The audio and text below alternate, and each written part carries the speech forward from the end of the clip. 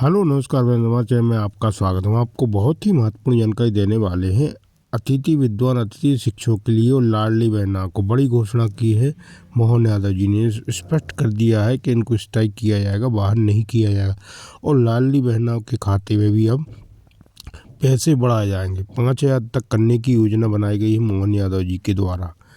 तो ये बड़ी खुशखबरी है कि नए साल में अतिथि विद्वान अतिथि शिक्षकों के लिए और लाडली बहनाओं के लिए खुशखबरी आने वाली है। और अतिथि विद्वान अतिथि शिक्षकों को नियमित करने के लिए भी शिक्षा मंत्री और मोहन यादव जी ने घोषणा की है। तो मैं पूरी विस्तार से जानकारी देने वाला हूँ, लाइव वार्ता भी आपको सुनाने वाला हूँ। नेशनल मीडिया पर बीजेपी प्रवक्ता का कहना है, कांग्रेस प्रवक्ता का कहना है, दोनों की आपको बहस भी सुनाने वाला हूँ।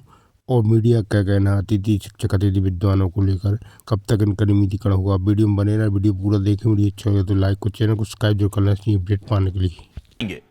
क्या गेस्ट लेक्चरर अतिथि विद्वान जो हैं, जो कॉलेजेस में पढ़ाते हैं, जिनकी सैलरी तो फिक्स होती है लेकिन जिनकी नौकरी पक्की नहीं होती, उनके अच्छे दिन आने वाले हैं?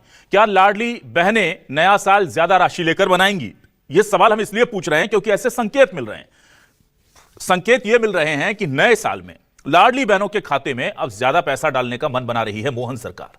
संकेत यह भी दिए गए हैं कि जो गेस्ट लेक्चरर हैं या गेस्ट फैकल्टी जिन्हों कहा जाता है, जिन्हें अतिथि विद्वान कहा जाता है, जो कॉलेजेस में बच्चों को पढ़ाने का काम करते हैं, वो नौकरी को लेकर पसोपेश में थे क्योंकि वो पीएचडी नहीं कर पाए, लेकिन 4-5 साल से 8 साल से पढ़ा रहे हैं। तो यह कहा जा रहा था कि हो सकता है अब उनको नौकरी से निकाल दिया जाए। पर अच्छी बात यह है कि उच्च शिक्षा मंत्री ने सीधे तौर पर कहा है कि नौकरी से नहीं निकालेंगे, एक नई स्कीम लाएंगे। और यह भी हो सकता है कि आने वाले समय में ये लोग रेगुलर नहीं तो कम से कम इनकी नौकरी पक्की हो जाए और ये नियमित लेक्चरर की तरह ना सही पर गेस्ट लेक्चरर की तरह अधर में भी ना रहें।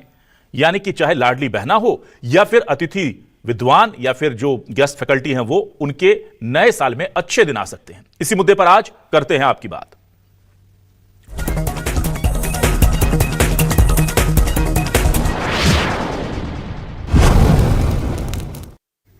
तो नया साल आने वाला है तो सोचा चलो कि आपको कुछ अच्छी खबरों से रूबरू करा दें। ये नया साल 2026 लाडली बहनों के लिए और अतिथि विद्वानों के लिए कैसे खास होगा, हम कुछ नहीं कह रहे। जो कहा जा रहा है बस उसके कुछ मायने निकालकर आपको दिखा रहे हैं। और क्या कहा गया, सीएम डॉक्टर मोहन यादव ने क्या कहा था, जरा वो सुन लीजिए। और इस वक्त इंदर सिंह परमार जो उच्च शिक्षा मंत्री हैं, वो क्या कह रहे हैं अतिथि विद्वानों के लिए। दोनों बयान सुनिए, आप समझ जाएंगे कि हम क्यों कह रहे हैं कि 2026 अतिथि विद्वानों के लिए और इनके लिए अच्छा है। तो संकल्प पत्र का घोषणा है 3,000 और हमने कहा हाँ डंके की चोट हम 3,000 करेंगे। जब हमने सरकार बनाई तब उसके पहले से 1,000 देते आए थे, आज 1,250 दे रहे हैं। इसी साल से अभी हम 250 रुपये रक्षाबंधन पे देंगे और दिवाली से हम 1,500 रुपये चालू कर देंगे। अगले साल 25 में खत्म होने के बाद 2,600 में फिर बढ़ाएंगे, 2,700 में फिर बढ़ाएंगे, 28 में चुनाव आएगा, 28 तक हम हर हालत में 3,000 करेंगे।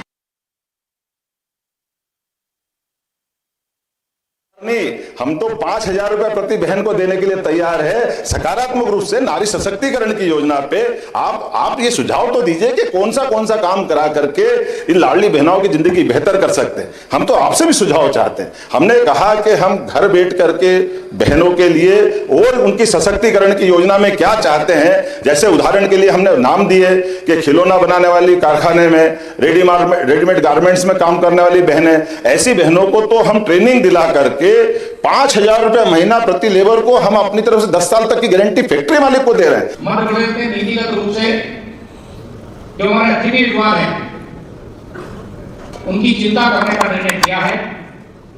हरियाणा की जो पॉलिसी है उसका भी हमारा विभाग अध्ययन कर रहा है। जो लंबे समय से पढ़ा रहे लेकिन वो पीएचडी नहीं है, सेट नहीं किया है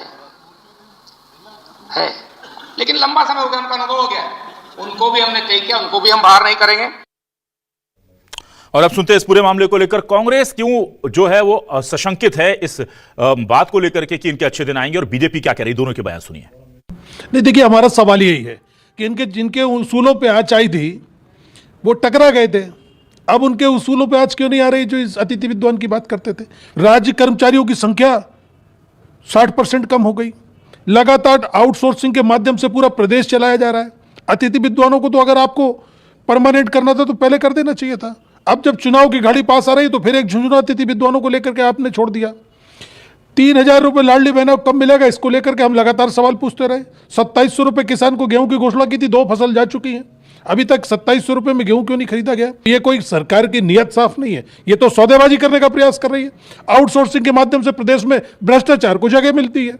देखिए, मुझे लगता है कांग्रेस को सवाल उठाने का जो नैतिक अधिकार है वो भी नहीं है। भारतीय जनता पार्टी की सरकार ने जो संकल्प अपने 2023 के चुनाव के समक्ष लिए थे, उन संकल्पों को पूरा करने के लिए हमारी सरकार अग्रसर है। चाहे लाडली बहनाओं के लिए समग्र रूप से राशि बढ़ाने का विषय हम देख रहे हैं कि समय अनुकूल वो राशि बढ़ाई भी जा रही है। उसी प्रकार से अतिथि विद्वानों का विषय है, हमारी सरकार ने बार बार समय अनुसार उनका वेतनमान में वृद्धि के विषय हो, चाहे उनके छुट्टियों का विषय हो, उनको नियमित कक्षाओं का विषय हो, इस सारी दृष्टि से ध्यान दिया है। लेकिन कांग्रेस को ऐसे महत्वपूर्ण मुद्दों पर भी राजनीति यदि करनी है तो वो हम ऐसी राजनीति का स्वागत करते हैं।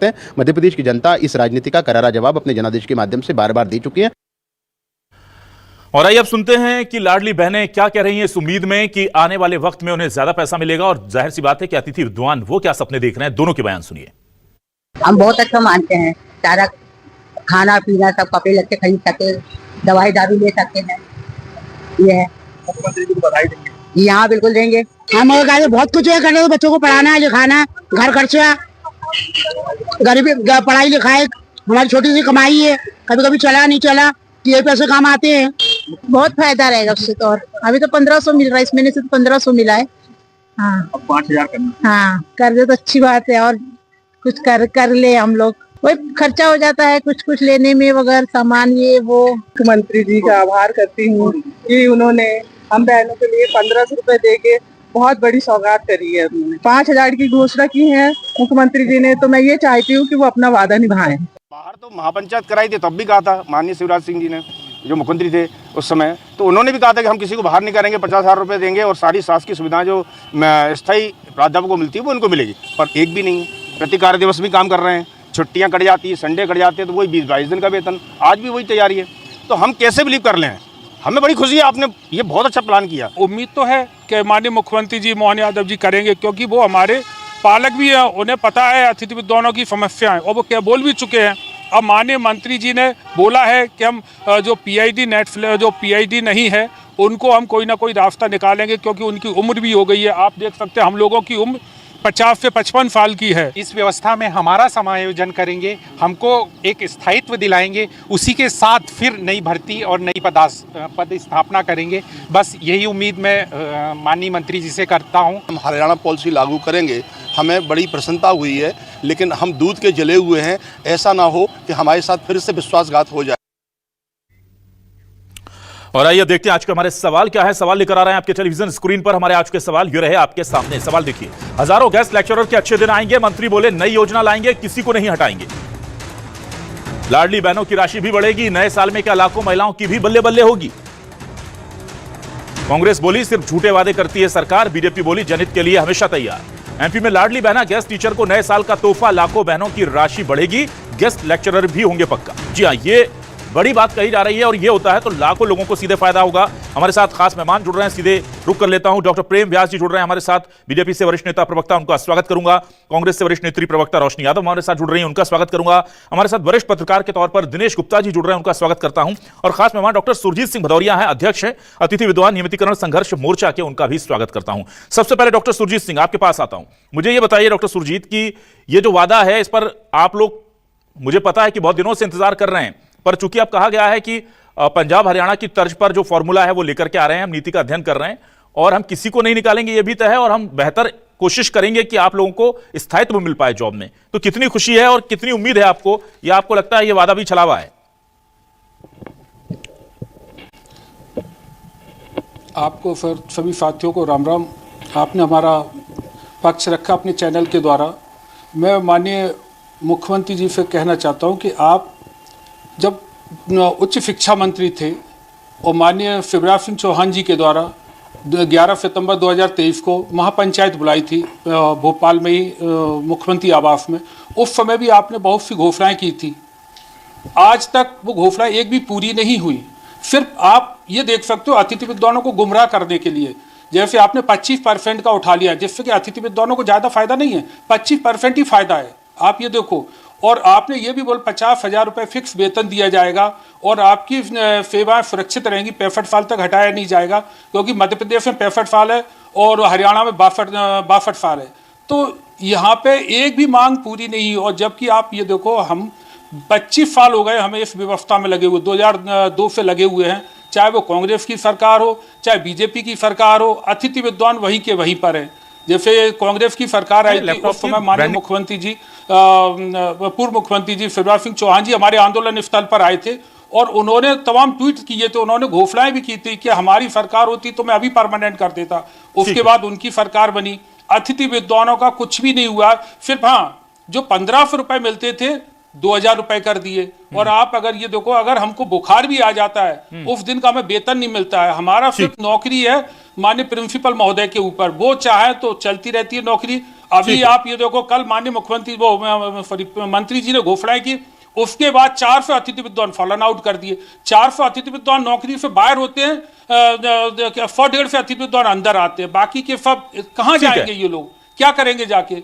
48 अतिथि विद्वान लगभग है, उसके 800 अतिथि विद्वान अभी फॉलन आउट हो गए, क्योंकि 2022 की पीएससी के द्वारा ज्वाइनिंग हो रही है, अभी 2024 की हो जाएगी। आप ये ठीक है सुरजीत जी, आऊंगा आपके पास, और भी मेहमान हैं, जरा